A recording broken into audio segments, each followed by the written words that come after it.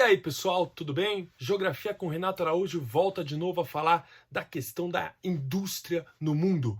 Principalmente agora a gente vai falar de primeira, segunda, terceira e a quarta revolução industrial e as diferenças entre o Fordismo, o Taylorismo e o Toyotismo. Vamos lá, Geografia com Renato Araújo, final do vídeo tem a sua dica de filme, pessoal. Valeu! Pessoal, vamos lá falar um pouquinho mais de indústria. A gente tem que falar um pouquinho agora sobre as chamadas revoluções industriais, que complementa a nossa primeira aula de indústria no outro vídeo. A gente vai tentar fazer uma linha do tempo mostrando as mudanças nessas revoluções industriais, né? Porque tudo é uma grande revolução industrial, né? Eu costumo dizer que a primeira revolução industrial não acabou, ela continua até hoje, a segunda também, mas existem mudanças na indústria que a gente precisa estudar.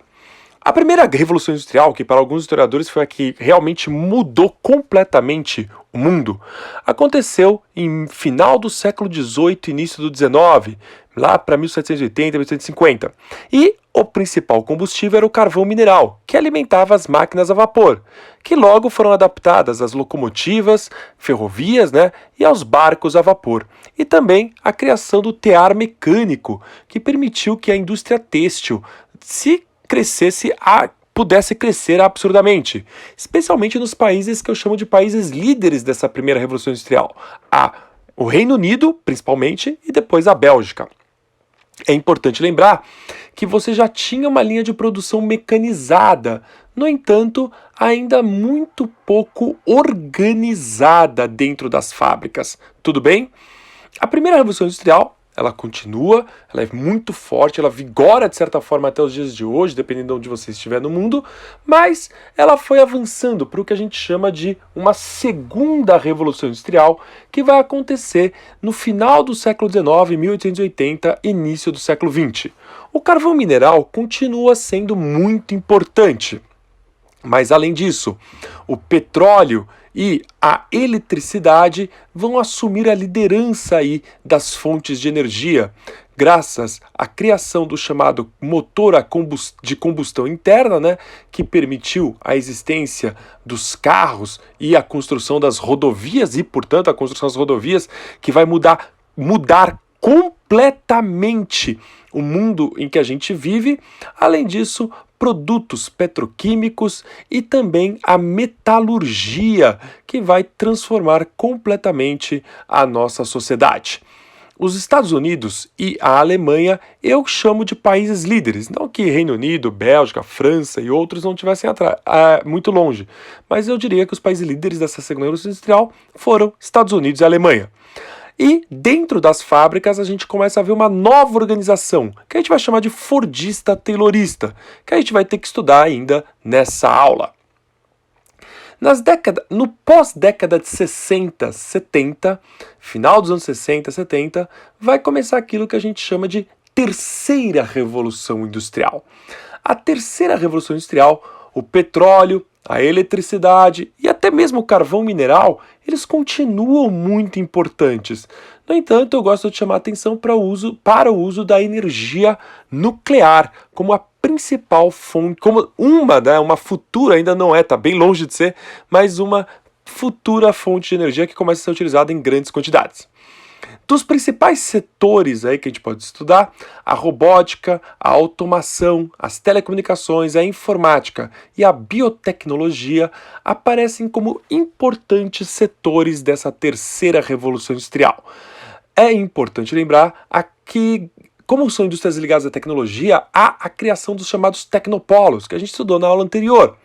Principalmente no Japão, Estados Unidos, que eu diria que são os países líderes, mas as cidades globais no mundo inteiro, Dentro das fábricas, o sistema toyotista, que a gente vai estudar nessa aula, é o mais importante sistema de organização das indústrias.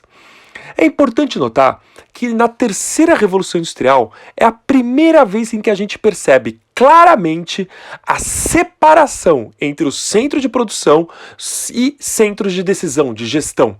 Por exemplo, você vai lá no Vale do Silício, você vai encontrar centros de gestão, de decisão.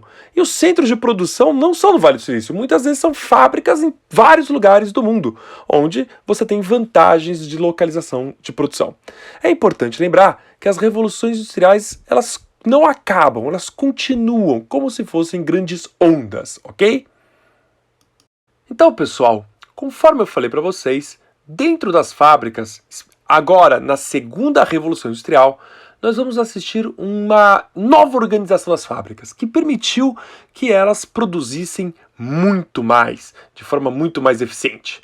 Começando aí então na segunda revolução industrial, começo do século XX, com o Fordismo-Taylorismo.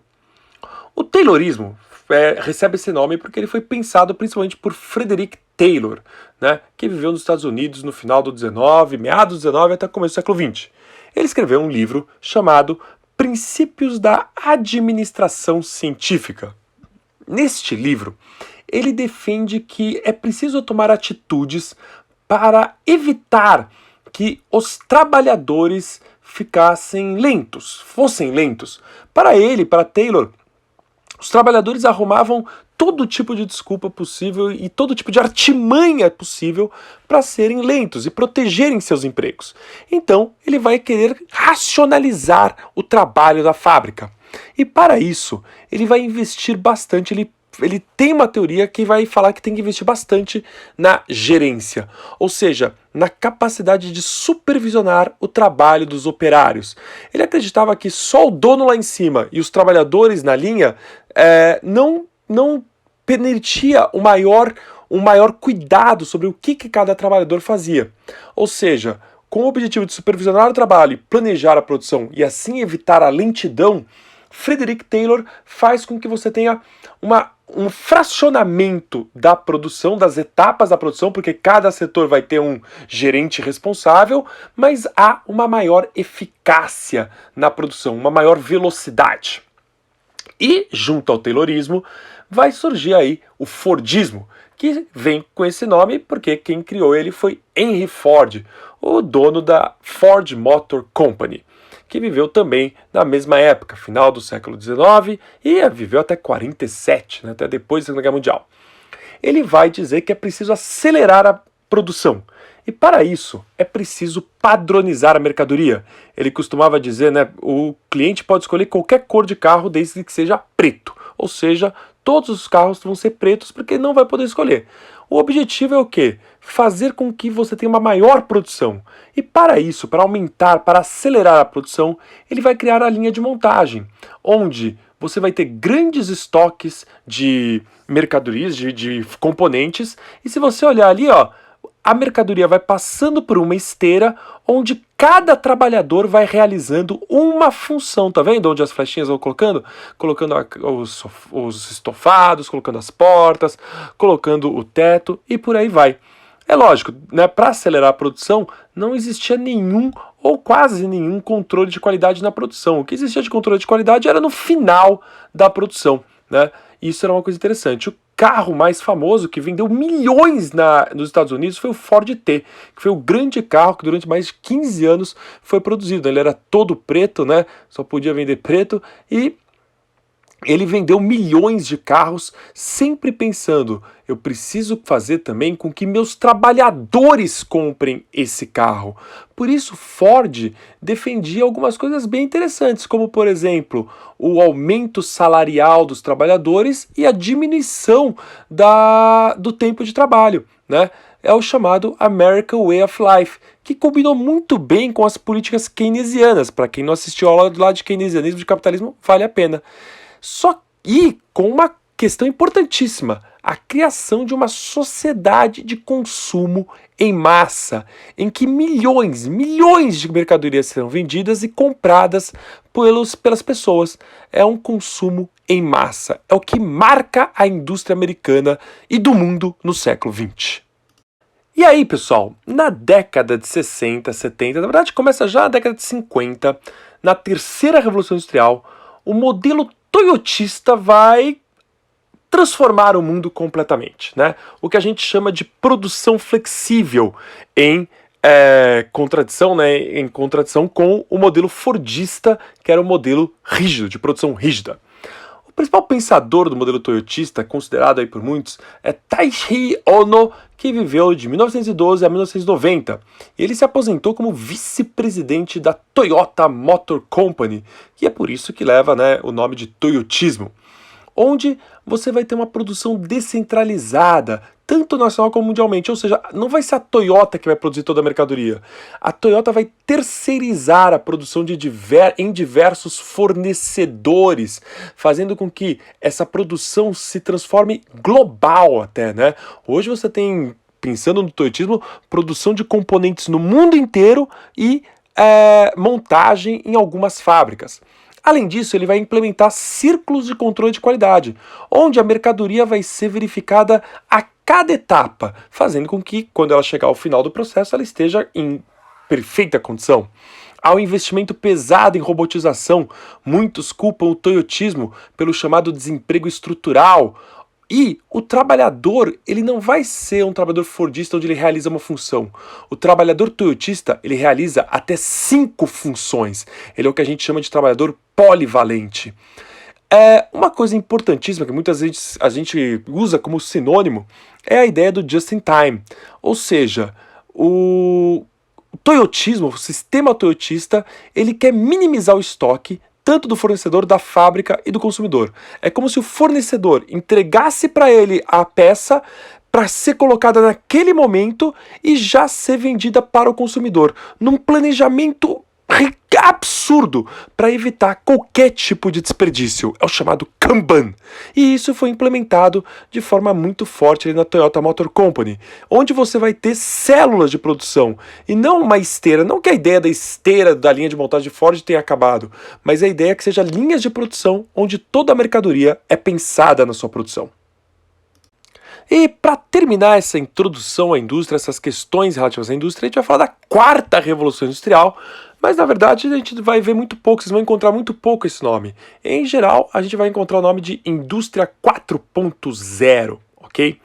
A Indústria 4.0, pessoal, é a indústria que, né, em alguns começou na Alemanha, nessa ideia de uma indústria 4.0, que investe muito na chamada inteligência artificial, na chamada indústria de Big Data, né? Ou seja, grandes fontes de conhecimento, de unificação de conhecimento, a biologia sintética, a criação de modelos biológicos, de forças biológicas, sistemas cyberfísicos, a internet das coisas, né, que é você controlar através da internet sua geladeira ou então até drones e por aí vai, as manufaturas aditivas, né, com a chamada impressão 3D e por aí vai. Quem quiser saber um pouco mais, tem um site que eu encontrei bem interessante, é o www.industria40.gov.br. É o site do governo brasileiro que vai te falar um pouquinho mais sobre essa indústria 4.0 de altíssima tecnologia, né, da inteligência artificial,